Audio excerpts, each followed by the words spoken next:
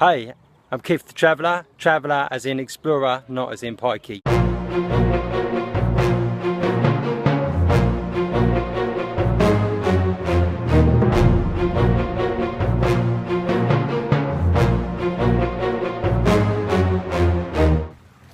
Hello and welcome to vlog number 2, your host me, Keith the Traveller. So then, last time I left you I was in Slovenia, but right now I'm in Croatia.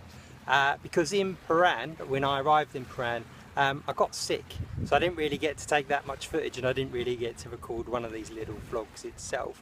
I did get to walk around Piran town itself. Piran was really nice and Venetian style with little windy streets and old buildings that climbed up beside you. Really was a really pretty place, I have to say. Through Airbnb, my host, an older lady called Madja, told her I wanted to go to the Shoshan Caves. She kindly drove me there as well. So as for the Shoshan Caves, this is absolutely fantastic. Now, there's no footage I have of this because, of course, it's a cave, so therefore it's a bit dark. But let me tell you, this thing was absolutely just unbelievable because it's got the largest underground canyon in Europe and is 130 meters high. And there's a river that absolutely blasts its way through. So the crescendo of noise made by this river inside this underground canyon was something else indeed. And of course, as you wound your way round, there was lots of stalagmites and stalactites for you to ooh and ah at. All really impressive stuff actually. The only downside to Piran was that it coincided with the 25th annual Hog Festival. Hog stands for Harley Owners Group.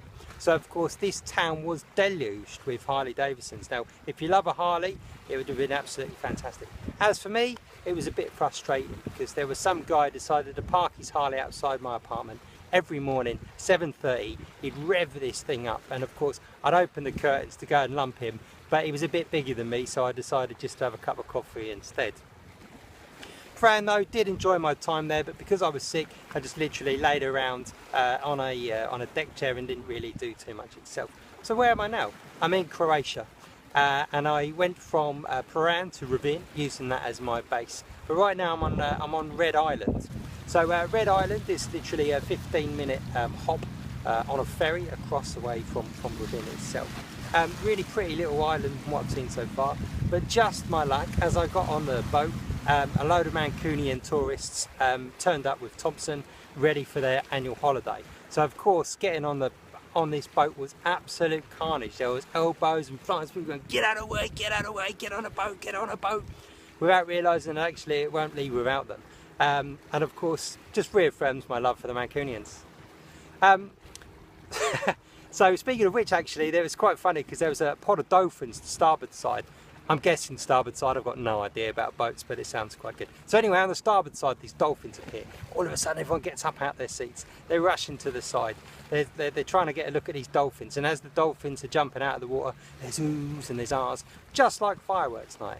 It was just like fireworks night, except of course it's about 30 degrees, sunny in the middle of the daytime. Other than that, ideally, just like fireworks night. As for Rovinj itself, well actually it's a bit like Piran, this old town with lots of windy streets and high buildings, lots of cafes, really nice place to soak up the atmosphere, lots of old buildings. But it is, because of this, also very touristy. There's lots of Germans and Italians here on holiday, so therefore just a couple of days is enough for me to wander the streets, get out to the islands before making my way down further Croatia. So next stop for me is going to be a place called Rijeka. We'll see what happens, and after that, who knows? So until then, over to you, Keith. Thanks very much for that, Keith. So then, right now I'm in Split, and I thought I'd record from where I'm actually staying rather than some beach somewhere, because it gets a bit boring really, doesn't it, looking at beaches and stuff like that all the time. So when I last left you, I was in Rovinj, and then I made my way down to Rijeka. Now, I stopped off at Rijeka to break up the journey, as Rijeka is seen as a bit of a transit town. In fact, Rijeka is the third largest city in Croatia itself, and it's a very working city. And actually, that's why I kind of liked it, actually, because there was virtually no tourists there. It was cheap. It just felt like everyday Croatia. Has a big docks there, as that's where they do all their shipbuilding, and it was just a bit. It was a bit dirty around the dock area. In the town itself was quite nice. Now, actually, why I quite enjoyed it as well was that it was my first hostel for 6 nights. Before that, I'd spent 6 days on my own. got a bit boring just talking to waitresses and waiters asking for the bill and a beer all the time. There's only so much you can do that.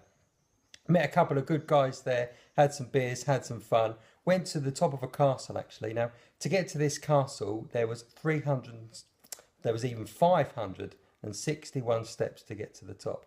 Now, it was 30 odd degrees. You can imagine the state of my tits when I got to the top of there. Sweating and stinking is not the word. I was in absolute pieces. I mean, absolute pieces. It took me a few days to recover. Once at the top, the views were quite nice, but I mean, what are you looking at? You're looking at a set of docks. So really not that great. And actually the castle that had been talked about was definitely overhyped. And if you've seen a castle in the UK, then if you saw this castle, you'd be thinking, well, that's pretty pants.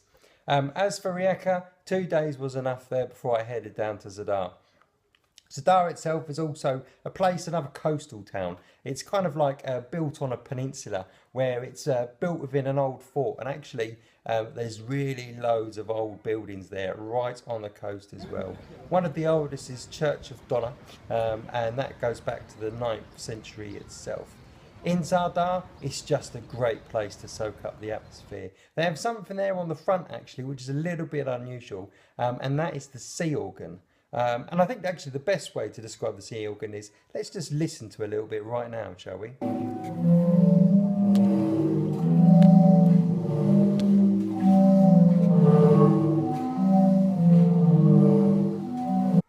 So yeah, there you have it. There's the sea organ for you. It's actually quite nice just to sit there, listen to that weird kind of noise that's going on in the background, and there's usually lots of people. Also met a couple of good guys there, a guy from Germany, a guy from UK who's also studying, originally born in Malaysia.